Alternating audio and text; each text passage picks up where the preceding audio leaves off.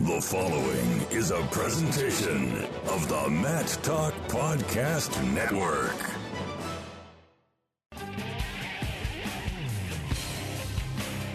It's time for the Guillotine Grapevine, a podcast for the land of 10,000 wrestlers. 10,000 wrestlers. Now, here's your host, award-winning wrestling broadcast journalist, Jason Bryant.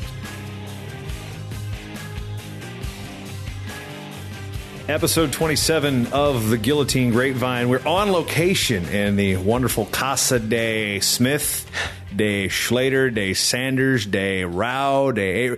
Basically, Pat Smith with us here. He's the only one in this house full of wrestlers and guitars. There might be some contraband of the liberated variety involving pictures that may or may not have once belonged in the Gopher Wrestling Room. We won't talk about that here today, but Pat Smith, welcome back to the United States, my friend. Thank you. It's good to be back in the USA. For those wondering what the heck I mean by this, you just spent how long overseas? About 3 months, 11 weeks or so in Sweden. So how much Swedish did you know?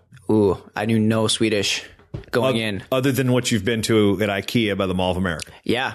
And I don't see any Malm chairs or tables around here either. I didn't bring anything back. There's like a 50, they stick pretty close to that 50-pound limit at the airport. So could barely bring back the chocolate that I got. So and you can get Svedka here anyway. Yeah.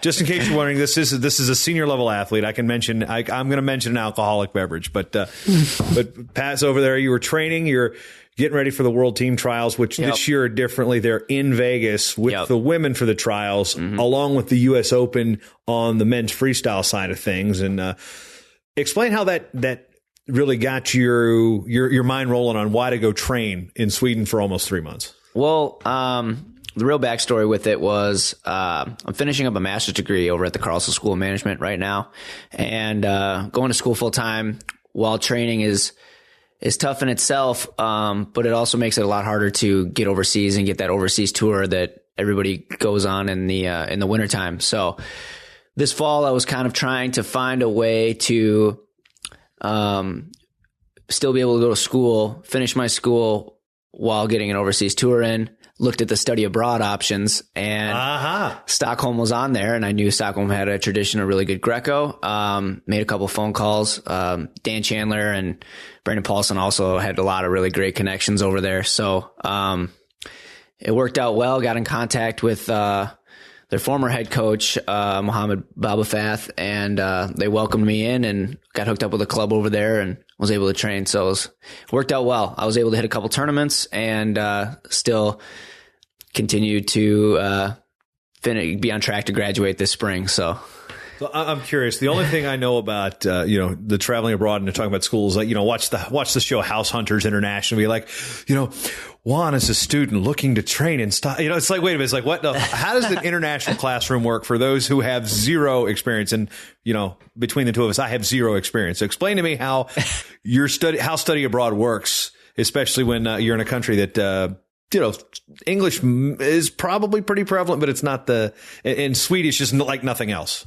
So, I didn't know what I was getting into either. I literally got into the study abroad the last week I could. I walked into that office and was like, maybe this could work. And they're like, yeah, but you have to decide in the next week. So get your stuff together. So I did the fast track to getting that done and got over there. But Sweden is probably honestly the easiest place to travel to. They all speak great English. I tried to pick up some Swedish, but you're better off learning it at IKEA. Yeah, basically what happened was, you'd go up, try to speak Swedish to the cash register girl or something, and they'd realize after about silly American. Hi, how are you? Yeah, 2 sentences. We're just gonna speak English now. They gave up on me. So yeah, they're like, let me guess, Minnesota. Okay, yeah, my grandmother lives there. Yeah, a lot of Swedish people there, right? Tons. Yep. Yeah, a lot of Petersons. Don't you dare steal my umlauts.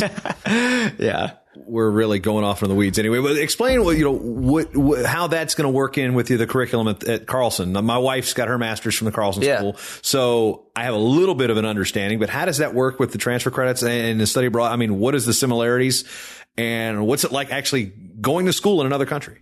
Yeah, so as far as transfer credits go, they have it worked out. Like, usually study abroad offices within schools have partnerships with these other schools, and we had an exchange. So they figured all that out, basically equated it to a normal 4-credit class over here, and that's what I took over there. So my credits are all going to transfer out. Figured that out before I left.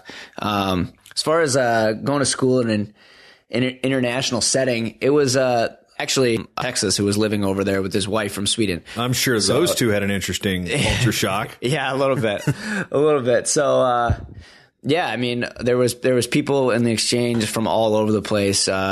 China, Singapore, Germany, Switzerland, Italy, just to name a few. Anybody from Uzbekistan? I didn't get any Uzbekistanis. No. Bummer. I definitely told them enough stories about it, though. Can never forget. We'll go down that trail a little bit. But so when you're looking at it from a training perspective, when are the connections made? Obviously, you mentioned Chandler and Paulson knowing the coaching situation over there. What is it about Sweden that says, you know what, this is where I want to go train for 3 months? Well, I think they've got a great history, especially in the club that I was at. I was in Sparvagen and another. Spell that. No. Yeah, it's like SP, the A with the dots, R. Called umlauts. You should know that. Yeah, like I said, I didn't pick up a whole lot of Swedish over there, but let's go to Lindstrom. You could figure that out. Yeah, so a great history. The Storms had a pretty strong connection with Swedish teams in the past, and their history of just strong Greco-Roman. And so I was interested to get over there and see what it was like. Plus, it was the only place on the study abroad list that had Greco. So it was a place that was going to work out. And once you get over to Europe, everything's a lot easier to bump around and train. Hit a tournament Paris, stayed there for the week because I worked out with my school schedule and trained with the Paris team over in INSEP, their Olympic training center over there. So yeah, that's the pieces all kind of fell into place, was able to get some great coaching, over there. Jimmy Samuelson was, running practice about 3 times a week. He was a world champ in 2003, one of the better Greco technicians that I've ever been around. So it was pretty eye opening for me, just being able to kind of learn from him and see how they approach things differently. We have American Greco, which is folk style, mostly without grabbing legs. We're a lot more physical and they're a little more technical. So, it was nice to see a different side of things. Do you think it's a risk at all going in between the nationals and the trials to get a completely different training regimen? Well, it wasn't completely different. Just, actually a lot of it was really similar, to be completely honest. We came in, played soccer for half an hour, did technique, and then wrestled live. So basically the first week I was there, I was like, I'm home. They speak, the whole practice was in Swedish, I'm just as bad of a soccer player here as I am there. Pretty much. Yeah. So, but,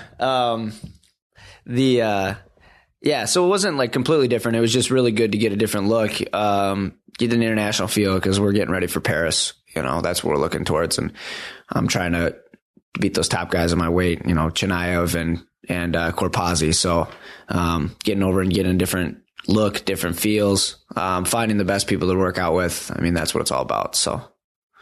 What are the Swedes doing? First of all, how many of the world teamers from Sweden are training out of where you were at? So they haven't totally decided their complete world team. They had their nationals. It's a little different system. They have their nationals, while I was over there, and, there were 3 national champions out of our club.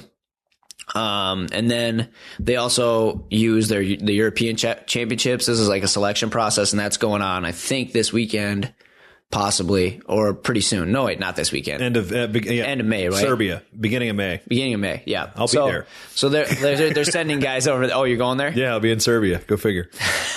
So they're sending guys over there as well, and it's they not Tashkent. They use a culmination of like the different tournaments to decide who they're going to take, but likelihood there'll be at least 2 or 3 guys out of that club for sure. Maybe even 4 that are going to be on that world team. So it was a good training situation for sure. From a technical aspect, Chandler and Paulson and growing up through Minnesota, there's a system that's been trained and ingrained in the Greco culture. What's it like to take that over Sweden and say, like you said, it's, a lot of it's folk style without the legs, but to ingrain it into a system that's had success, but it's still very foreign to, I guess, the entirety of the wrestling world. We think Sweden, we're like, the blonde girls? No, Greco is what's how you can think. I mean, talk about just the merging of the styles. Yeah. I think there was definitely things to be complimented from each other.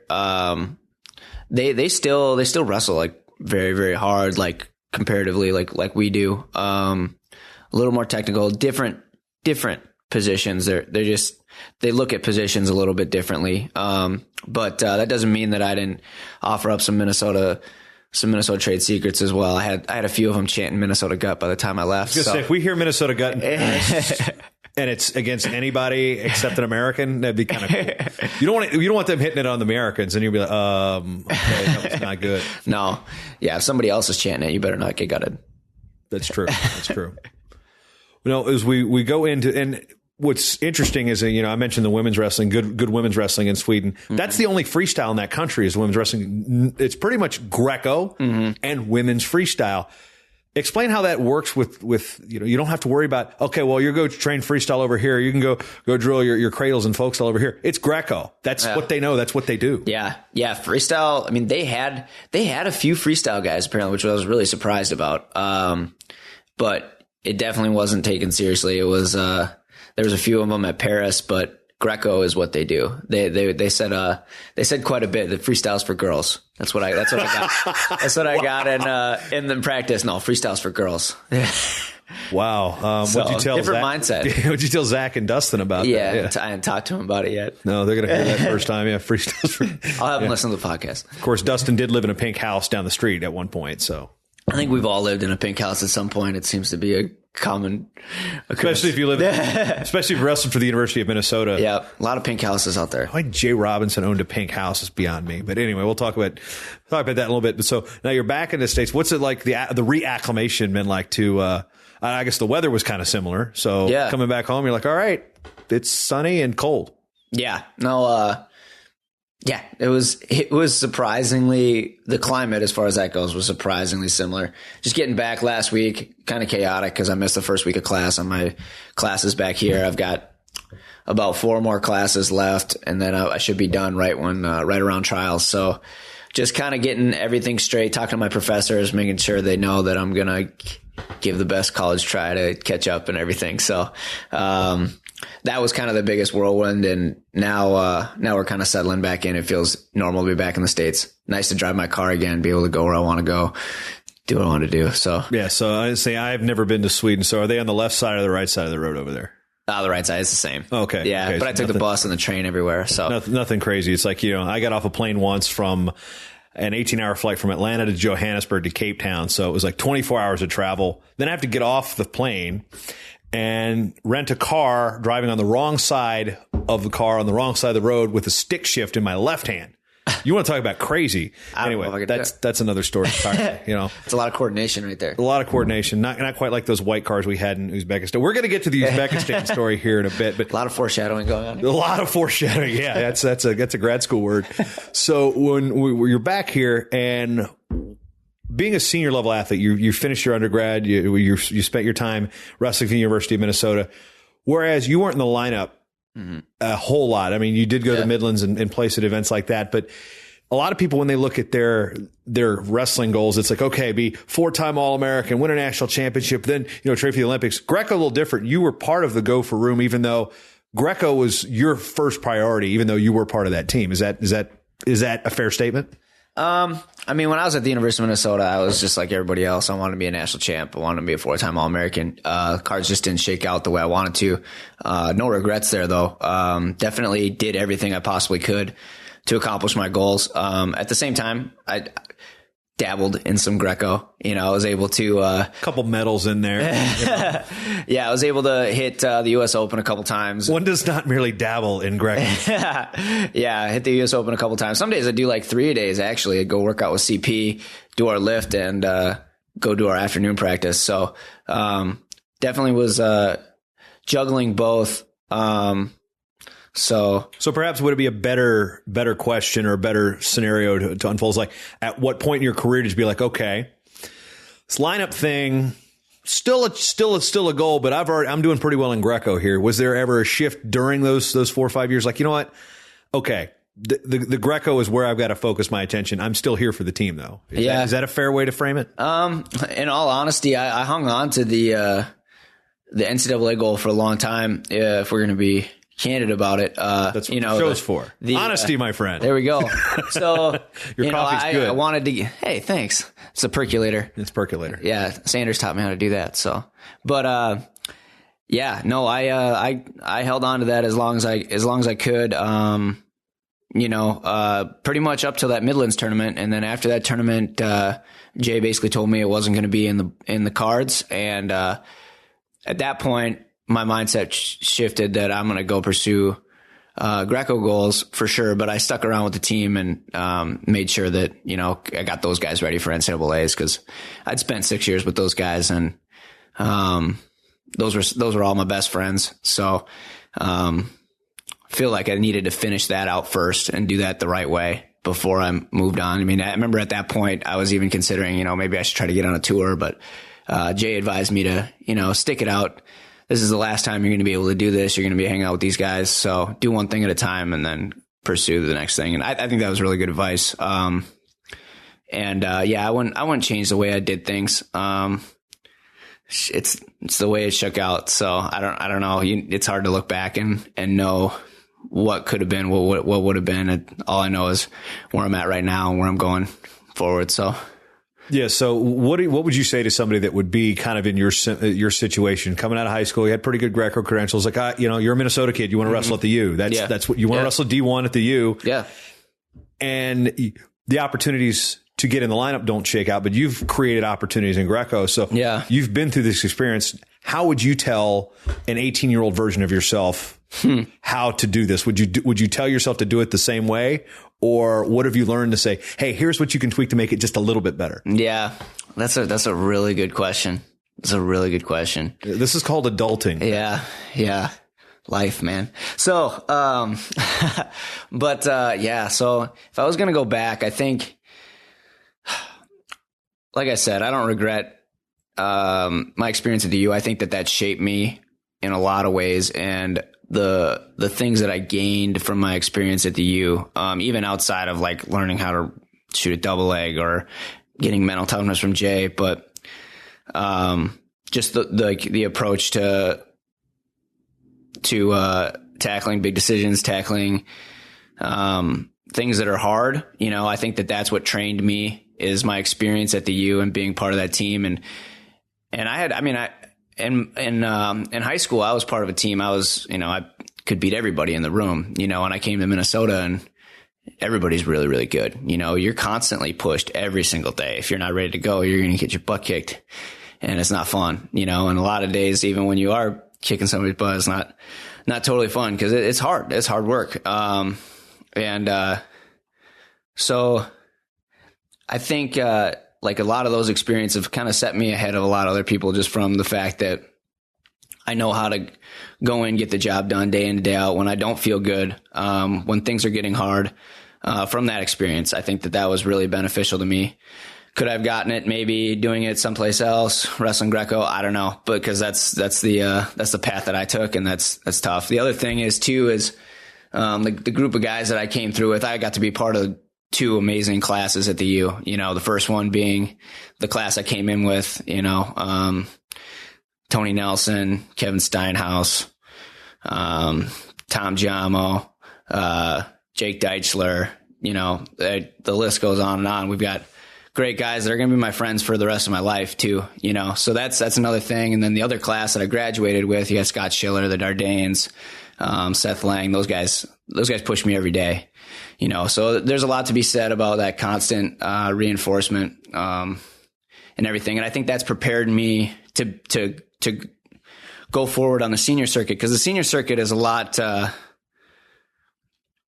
more independent. It's a lot more lonely. You're in college, you're expected to be somewhere at a certain time all the time. You got people watching over you. You got all these guidelines to keep you in check. Whereas in the senior circuit, you're doing it for yourself, and everybody knows there's not a whole lot of glory in wrestling, so it's it's a personal development thing, you know, and you gotta look at it that way, and you really got to be more self-accountable. So I think just those experiences have led me to be prepared for, you know, where I'm at right now. So looking back at my 18-year-old self, I mean, I look back at that question a lot, and I know we're kind of going around in circles on this, but, you know, I don't think I would do anything different at this point, even though there's been a lot of moments where I've been like, well, what if, but it's too hard to really know how that would have played out. There's too many other small variables. So you look at the medals that you've won, you know, there's university silver in there. You've been in part of a training partner for numerous world and Olympic teams and things of that nature.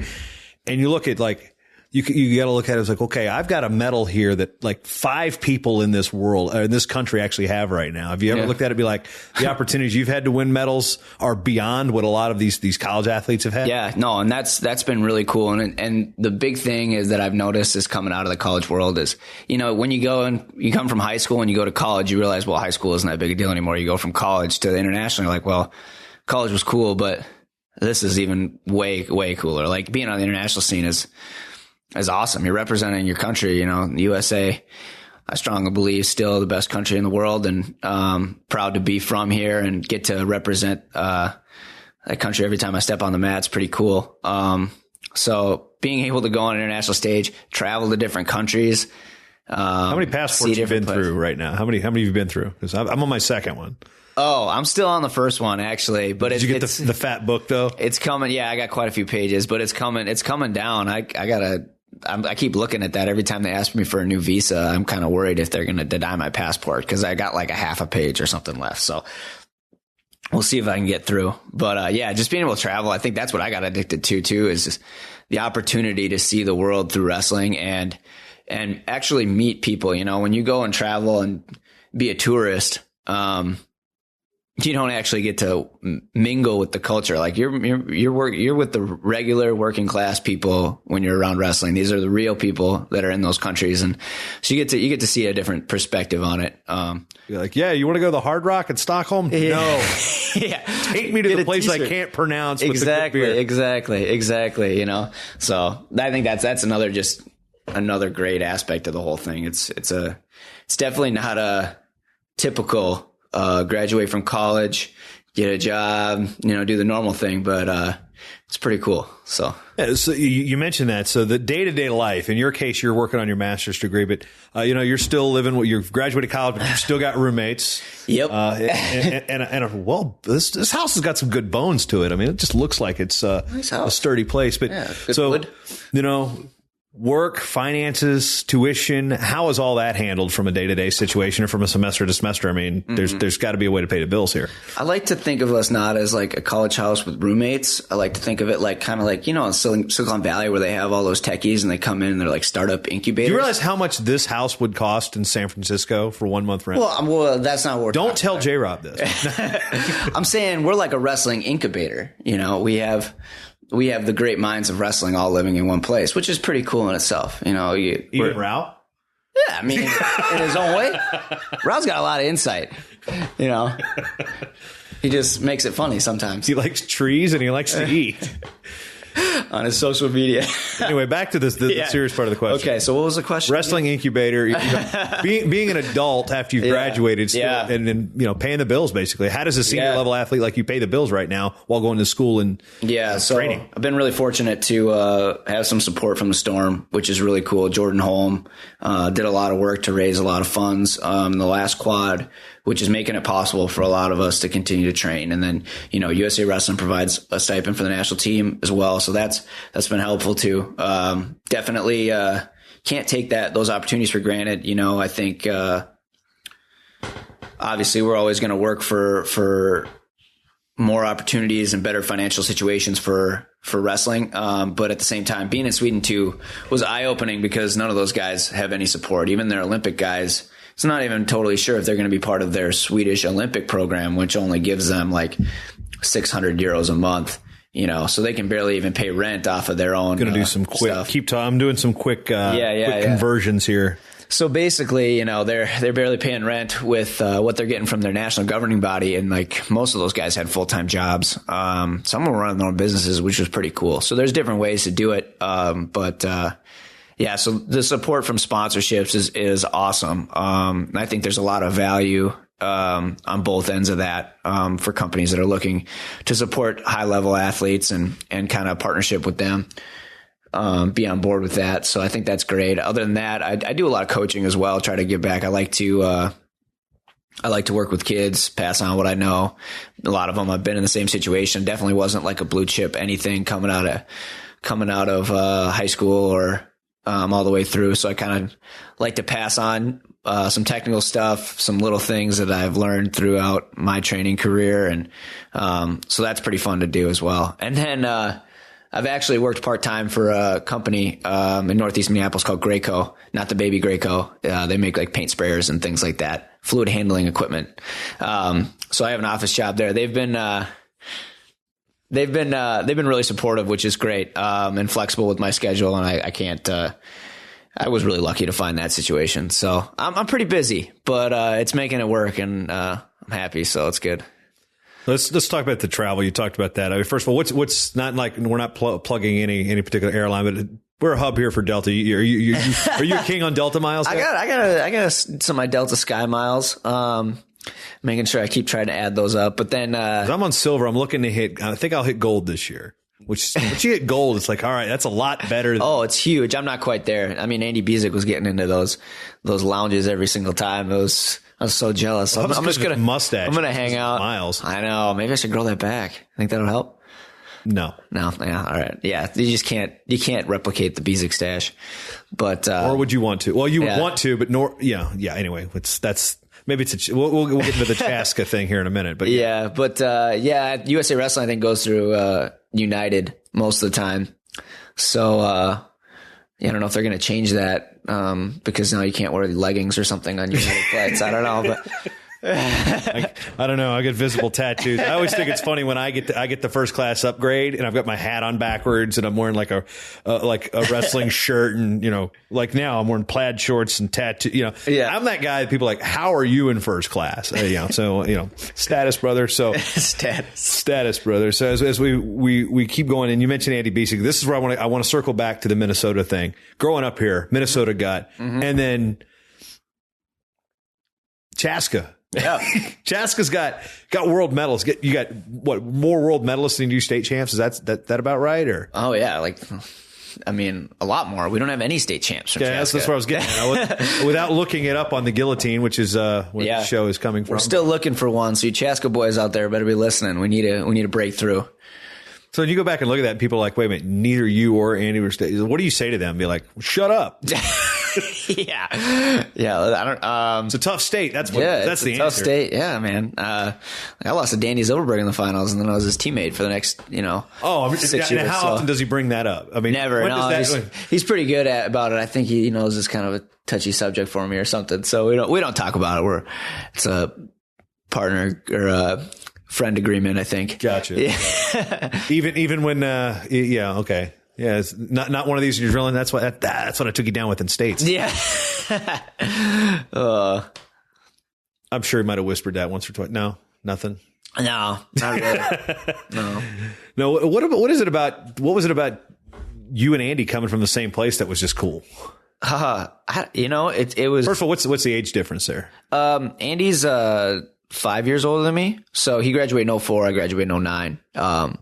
Which put me on the team with him as a 7th grader when he was a senior. So it was, which outside of this state, maybe New York. Yeah, that's what? Yeah.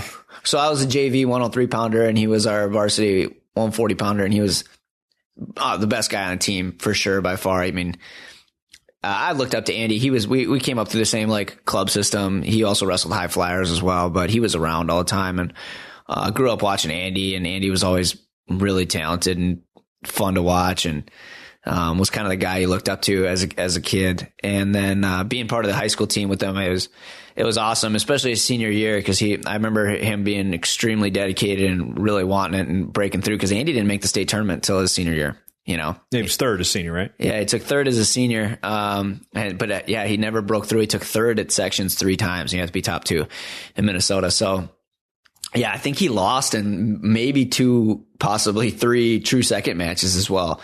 So he had a lot of heartbreak coming through there. But just watch him come through. I remember one duel against Egan, I think it was.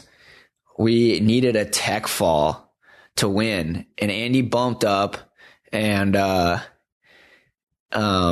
this guy was stalling like crazy, just absolutely nuts. Andy ended up teching him in the 3rd period to get the tie on criteria to win the duel, and everybody went nuts. It was pretty cool. It was cool. So from an early on, like, Andy's been a pretty big role model or whatever, a guy to look to, especially being from Chaska. Then he went to Northern Michigan on a whim, kind of last minute. Yeah, he's supposed to go to Mankato. Yeah, he's supposed to go to Mankato. Isn't that crazy? Think Spencer about that. was supposed to go to Truman State.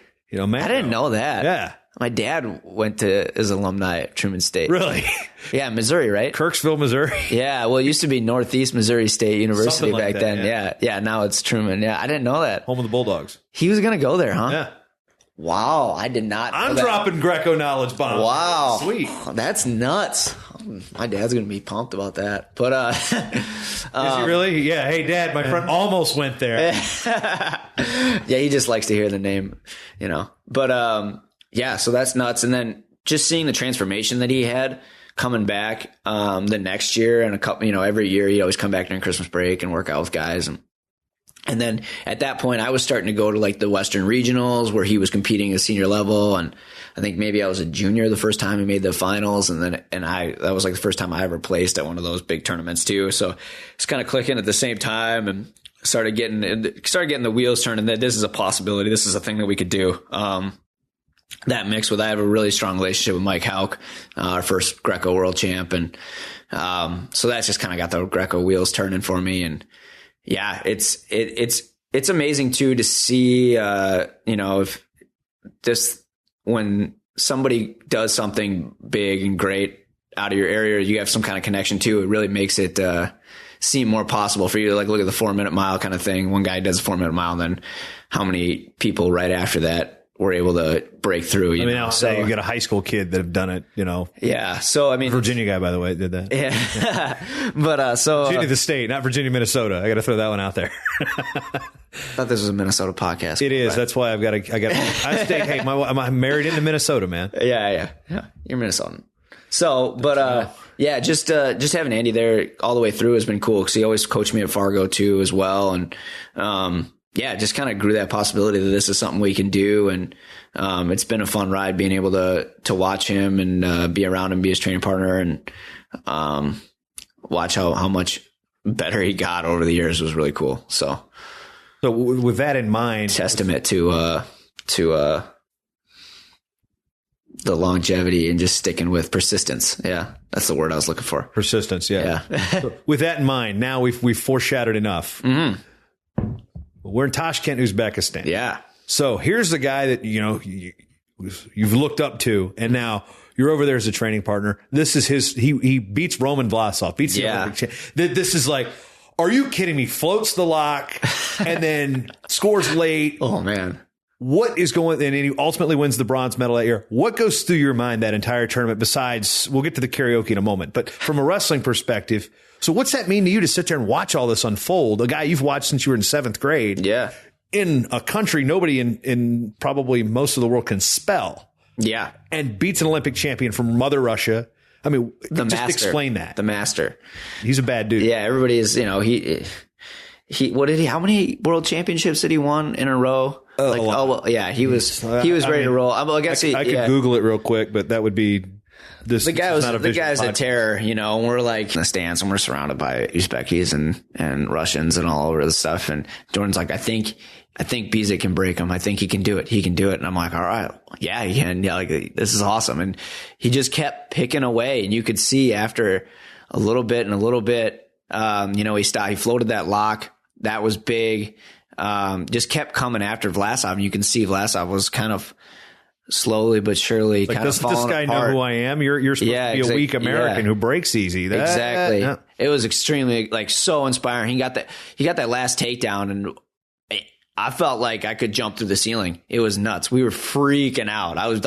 I think I was like on top of Jordan's fro or something. I was climbing up on top of him. It was nuts. That Safety was first unbelievable, unbelievable high. It was nuts, and it was cool. I think it was just a testament to no matter where you're from or what the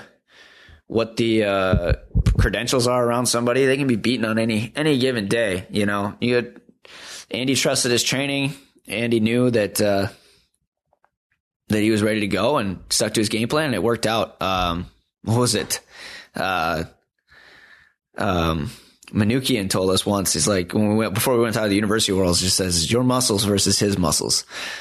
It's just your muscles versus his muscles. You know, that's it. Just two people out there wrestling, and it doesn't really matter what he's done before. It's what is he going to do for you lately? It's right now. So, it's just cool to see that get shown on an international stage like that, you know? So. And then he became the crowd favorite. Oh, yeah. The technology on the big boards wasn't super big there, but as soon as they flashed him up anytime after that, the cowboy. Which also made me a crowd favorite. I don't even remember, but I signed about 200 autographs because I grew a mustache out for that. And yeah, thought I was Andy. You were going Fu Manchu, weren't you? I just did exactly Andy's mustache. I was like, he's going to win a medal this year, so I'm going to grow a mustache and support. That was the only way I could think about supporting him in the best way, is rocking the stash. So if so facto, they thought that I was Andy most of the time. I signed a kid's cast. I took a lot of pictures with people, like whatever. It's going to go back and be like, Pat Smith, Oklahoma State. Like you haven't heard that your entire career. Yeah, no, every weigh-in since I was like 5 years old. But Pat Smith, any relation? Look a little young. Yeah. But actually, funny story about that. We were sitting outside after Andy had beaten Vlasov, and two guys wearing Vlasov t-shirts came up, like with Vlasov's face on it. Andy was probably like a yard from me. Jordan was sitting right next to Andy, in between us. And these two guys came up and thought I was Andy and wanted to take a picture with me. And I looked at Andy and was like, he's like, just shrugged his shoulders like, yeah, whatever, man. So I took a picture with these two guys, and Andy was like 3 feet away. So feel like that picture. Wait, that's not Hulk Hogan. That's a cheap ripoff. Not saying you're a cheap ripoff, but okay, wow. Fair enough. I understand. Thank you for your coffee. I will be leaving now. No, but and this ties in Uzbekistan. This ties in the travel, and Julia Salata was a training partner for the women's team at the time, and she talks about this trip because we're all tied here. How does this Uzbekistan trip that we're about to talk about, granted it was 3 years ago at this point, we still talk about it, how does this trip kind of work in the lore of the great trips you've been on? Oh man. So we're going to we got to set the stage. So set the stage, your role there, training partner for Andy Bezic, Jordan Holm, pretty much everybody. I wasn't totally sure exactly who I was a training partner for. I just know I was a training partner. The training partners were not in the same hotel with the world teamers. In Uzbekistan, yeah.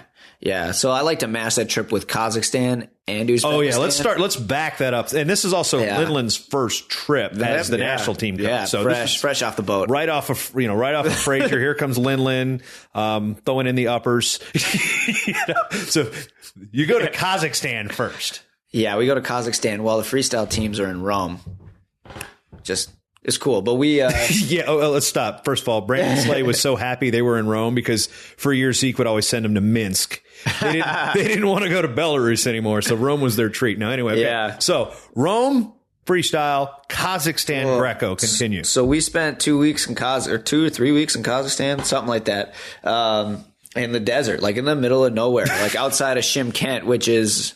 not the biggest city, but it's a big city, but kind of sketchy city at the same time. No offense to the Kazis out there. Kazakhs, technically. Yeah. Sorry. I don't think many are listening. I don't think we realized how rough it was until like we looked back on it when we got back, because it was just, especially with like leaders like Robbie and Andy out there, is just always stay positive, just get what you have to get done. But we were working out like 3 times a day over there. And most of them just like matches constantly. and we all got sick, which we're not totally sure what it was from, but they did something different. We ate a lot of horse meat. Of course. We think they were like recycling food. They were, I got what you're saying there. I wasn't sure the age demographic there, Yeah. Somebody's grandfather listening to this is like, yeah. Nick at Night. The standards with what they were doing with their meat and stuff, they just kind of left it out. A lot of flies around. I think that could have been the source of it, but we just all had this crazy, like intense stomach pain all the time. And it was rough. Every single guy on the trip got sick. I was rooming with Jordan. He lost a bunch of weight. Like it was definitely interesting. And then we crossed over the border over into Uzbekistan, which was crazy. That was a crazy situation. Yeah. So we took a bus over there and we had to get out of the bus like a mile from the border. And those two countries don't really care for each other too much either. See, I didn't even know. I didn't really know what was going on. I was pretty new at that point too. This was like my second trip overseas. I went from like Kazakhstan or from Iran to Kazakhstan. So I was getting like the whole Eastern tour there. But yeah, well, there's a border skirmish between Armenia and Azerbaijan, and there's been some skirmishes between Kazakhstan and Uzbekistan.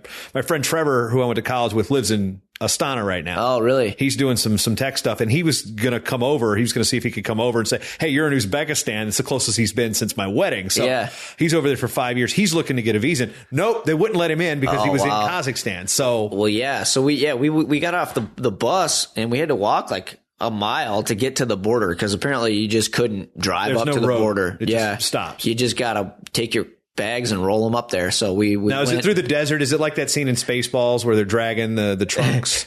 It's like, no. I mean, kind of. It was pretty barren. It was just it was just like a rock, like dirt gravel road, and nothing was rolling on this. There was like a big gate looking thing, and I mean, this is what I can remember, like a cement kind of gate thing where you could tell that that's definitely some kind of signal that we're crossing over into something else. So we got in through there. It was bare bones. I remember like the bathroom in the border was like a hole, literally a hole in the ground. And it wasn't even like a nicely carved hole that, they have in the squatters. It was like somebody took a jackhammer and just made a hole. It literally looked like kind of like a butthole, like right there. And then the sink was like a tin can that it was looked like catching rainwater. And then it had some kind of mechanism where you touched it with your finger and then there was a hole in the bottom and the hole let water out. And that's how you washed your hands after you used the hole facilities. So, this was definitely a sketchy place and we were ready to get out of there as fast as we could. The only problem was we had our visas messed up. And we actually stayed there a day longer than we were supposed to. So thank God we had Momir and he spoke Russian and could get us out of that situation. Otherwise, we might have got stuck there for a lot longer than like the 3 hours that we did. So yeah, that could have ruined your day. So I think that what I was looking up was one of the national drinks of Kazakhstan. I think it's like kumis, or it's like fermented about that milk mare's milk. You're going to have to ask Joe about that. He's the one that tried it. They had Rao tried that? They had him. Of course he would try. Of course Joe would try it. They had him up in the like one of the guys' rooms. The Kazi wrestlers invited him over, and they're like all bringing out this stuff. And I think Bezic tried some too, but they're bringing out all these different milks, and then they're all trying them, and they said it was pretty gross. I didn't try it. I mean, I don't really drink much milk now as it is anyway, but yeah. Yeah, I don't know. Oh, yeah. There was like a horse milk, I think, that they tried too. Yeah. They different culture. Yeah. Culture. Okay, so now we've cleared the dysentery from Kazakhstan into Uzbekistan, which some people who didn't go to Kazakhstan had to experience the Tashkent Rumble. Yeah. Myself included. Very similar. So if there was anything good that came out of Kazakhstan was the fact that we were immune to the Tashkent Rumble, I guess. So your system's probably like, dude, you cannot possibly give me anything worse. What doesn't kill you makes you stronger, I guess. Yeah, even the foods in Uzbekistan and Kazakhstan don't like each other. Okay, so now set the stage. The training partners are at the Asia Tashkent Hotel, which is the only people in this place were us. Yeah. and then the bar next door connected to it. So the first day I get there, you guys are Marilyn there, Monroe. the Marilyn karaoke Monroe bar. Karaoke Club, and Julia Salata has made this story famous as well. So for 10 days I was there. Mm-hmm. First thing, Willie from Flow gets there, and the first thing he sees is me singing Extreme, More Than Words, with some Russian woman who didn't know the words. And then Pat's breaking out country music, and Ellis is doing What Does the Fox Say? So as Julia would explain this, outside of the wrestling, we had, as a group, more fun in Tashkent, Uzbekistan than anybody could have ever had. So, and then karaoke played a huge part of that. Yeah, they love karaoke over there. Even the night we went out to the other place where a wrestler who shall remain nameless violated the floor outside. Maybe he had some of that milk that we had to clean up. Tashkent Rumble, man. Yeah. But yeah, like trips like that. I mean, these are things that you have to find ways to stay sane. Yeah. What have you learned since that trip? What did Tashkent teach you about international travel? You got to go with the flow. No expectations. You find a way. That's the biggest thing for sure. Just even like down to how you're going to get to the venue. I mean, oh, geez. Oh my God. We started learning this in Kazakhstan, but over there, everybody's a taxi. It's like Uber without the app. We just went out to the side of the road. Just as many regulations too. I mean, the regulations are about the same. You went down to the side of the road and you stuck your finger out. Some guy pulled over. He's going the same way. You bartered a little bit, showed him a picture of where you were going, and you got in the car. No questions asked. Didn't really have any problems with it, except for one time the guy took me to the soccer stadium on the other end of town, and I was like, this isn't it. And he realized that it wasn't what I wanted. So he got out of the car in the middle of traffic, opened the door, pulled me out, walked me to the other side where traffic was going the other way, talked to some guy, put me in that car, and I ended up over at the arena. So Tasha, we were like TV tower. Yeah. Nobody knows where the National Gymnastics Palace is in that city. Another thing, we get there. Hey, is the ATM going to fix?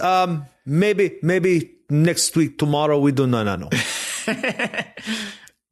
Yeah, there's no ATMs, no credit cards. How about the money exchange? And the whole reason I'm talking to Pat on the show is I want to talk about Tashkent. It's not about him and his career. Screw that. We're talking about Tashkent. This is an important part in Jason Bryant's career. This actually is an important part in our relationship because this is where we got to know each other. It's true. This was like I got to spend a week singing karaoke with Pat Smith. Yeah. So then there's the money exchange. How did you change your money? It wasn't downstairs. It was the bag man down the street. He had the black trash bag. You go in, give him some money, you come back, goes, here's the exchange rate. Whatever the guy down the street says. I never did that. I went downstairs. I had to go to like the Royal Bank of... I went down there the first time, and then they were out of money. And then I had to go to like the Royal Bank of Scotland over by the arena, walked there. And the biggest bill was like, what, tens? They were probably messing with you. They were probably like, let's see how many times we can get this stupid American to go across town to change his money. Well, I only did it once, but I had this very flips case that I've got right here jammed with money, and it was like everybody's like, make it rain. It's like 30 cents worth of stuff. So, oh, I know. They gave you a stack of bills. It was so big. I felt like a baller. I was like, should I roll it up? Make it rain everywhere. Yeah, and each one is like 10 cents. It's like you got 50 bills here. That's what is that? 25 cents. Yeah. Anyway. And counting that out to pay for dinners, anything. So yes, I guess we get so distracted because I'm just enjoying reminiscing about this trip. And nostalgia. What was your, again, international trips? Have you sang karaoke since? Oh yeah, it's a regular. It's become a thing now. Again. Well, karaoke was always a thing. When we lived in my first. Well, you're a musician anyway, though. I won't call myself a musician. You've got a guitar. You've done some acoustic stuff. Yeah, I guess stress relief. You've been out. You've sang in public. You've played in public. Definitely sang in public. Don't know if how well it was received, but it happened. So, any extreme more than words? More than. Have you seen that? Isn't that Jimmy Fallon? Have you seen that Jimmy Fallon and Jack Black? They did that. No, they did like an exact replica. I know we're getting off topic, but exact. This is why people listen to my show, because it's not about actually. This is all about me. Don't you know that? Exact replica of the music video. It's hilarious. Jack Black's facial expressions. I love Jack Black, so it's hilarious. That's a good one. Yeah, but karaoke is a regular thing. We used to have a karaoke machine in our old house. Yeah, and we we didn't like do much during the season. You're cutting weight. You're getting ready for tournaments. So if we wanted to let loose, we popped in the karaoke machine and made a night out of it. Invited people over. So that was sound choice. Been a big part of the culture around here for a while. And there's a lot of great karaoke spots in Minneapolis. I don't think people really know that. I'm married. I don't know what that's. I have to pick my spots on when I go out because my nights are consumed with putting a 4.5-year-old and a 9-month-old to sleep. So yeah, and then watching Better Call Saul with my wife. Yeah, you can't be belting out Ice Ice Baby. Which was by far like an international. It was like an event. The bartender to this place, American Ice Ice Baby. I didn't even sing that song very much, like ever growing up. And then it's like, okay. Hey, as far as those Uzbekistan people know, is you are Vanilla Ice. Because I think you sang it like 3 times one night. Well, no, it was two different bars. Oh, okay. It was the one night we went out, and then the night we did Save a Horse, Ride a Cowboy, and Ice Ice Baby. There were Uzbeks because YouTube's blocked over there, so they're all got camera phones and they're like recording us like Americans. Is like, and then one guy sat down, so you guys Americans, they get all pissed up and started to walk away. And then I don't remember who we got in a conversation with. It might have been Rao. I don't know, or it could have been. It wasn't Sidoris. That was never mind. It was America. Somebody got into a discussion with him, and it's like by the end of that discussion, it was like, okay, Americans aren't bad. But then I'm sure after we left, it was. I had a couple of those conversations with a couple of people. I don't know. I think it worked out. I think it ended the conversation with Pat Smith for president or something. I think that's what he said. So again, but he was thinking Stillwater. Yeah, that Pat Smith. So. Yeah, foreshadow. Moving forward, now we've gotten way off gears. We got our Tosh Kent story in, which is the whole point of me sitting at your kitchen dining room table here. The only reason we have me on the podcast. That's the only reason. I just want Minnesota to know how much fun we actually had in Uzbekistan. But career moving forward, we just finished up an Olympic cycle. How long do you go with this? What are your career goals to work on this? I mean, a master's degree from Carlson is not something you're just going to be like, I'm going to be a wrestling coach. Granted, you could definitely coach on the side, but it's you're going to do something with this. It's possible. I haven't totally ironed out all the details, to be honest with you. You're not in a hurry to quite adult yet, are you? Not totally. I think I'm holding up and pretty unique. It's disappointing. There's no doubt it's disappointing. I think I did everything else felt great. To be the best you can be, and in our sport, that's Olympic champion. So, that's the biggest takeaway. So I think, for me, it's continuing to be honest with where I was at and be honest with where I'm always at and using that as a good guideline to keep going forward and, continue to improve. It's an evolving sport. And we're got to constantly evolve with it and get better in order to get to where you want to go. So, it's disappointing, but I think that, God has ultimately a plan for where we're going with this. And so I just got to trust in that. So make it a world team. That's the next thing that's on the list. You got to do that. Yep. What are you expecting out of Vegas? What hurdles are in your way competitively, and what's different this year than other world team trials? I mean, there is a guy named Lester who's retired. That doesn't hurt. That doesn't hurt. But, oh man.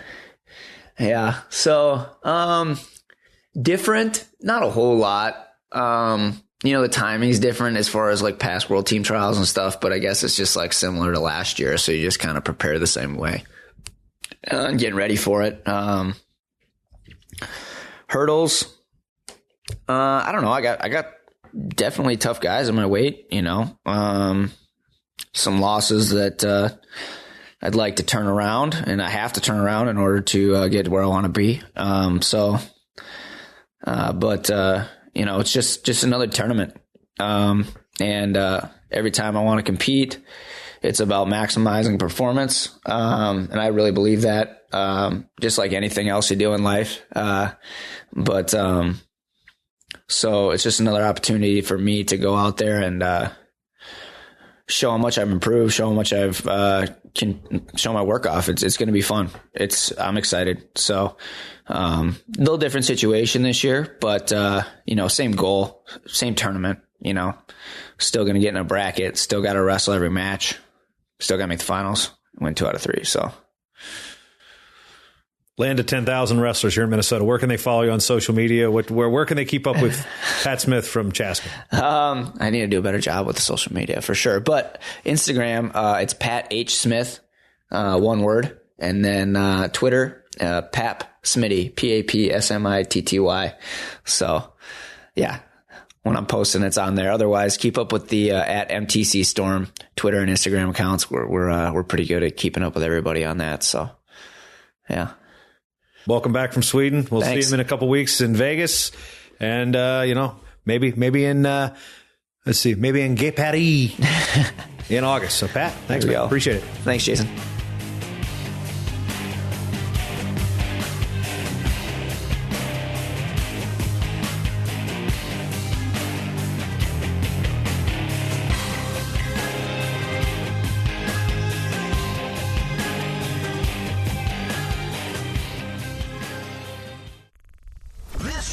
Is part of the Matt Talk Podcast Network. For more wrestling podcasts, head over to MattTalkOnline.com.